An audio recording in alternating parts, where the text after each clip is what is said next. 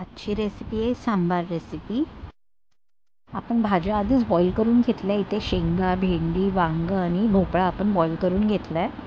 डाळ आधी आपण बॉईल करून घेतली टोमॅटो टाकून। त्यात आता आपण गरम मसाला, हळद, धना जिरा पावडर आणि लाल मसाला टाकून त्याला मिक्स करून घेऊया।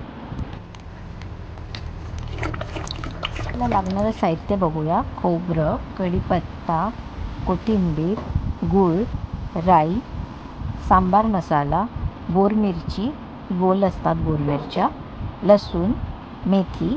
आता आपण फोडणी देऊन घेऊया।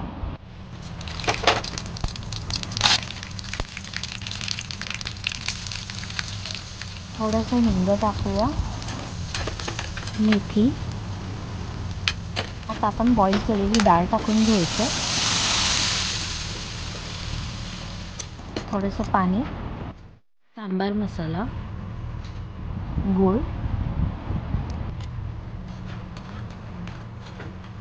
कढ आल्या आपण यात लिंबाचा रस टाकूया।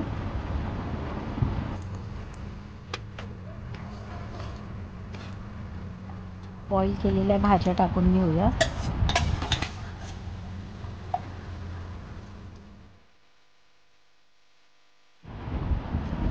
खोबरं मिक्स करून घेऊया।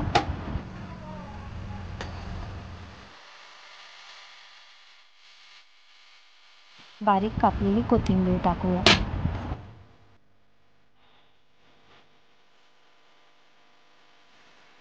छानसा कढ आला आता आपल्या सांबारला। आपला सांबार रेडी आहे।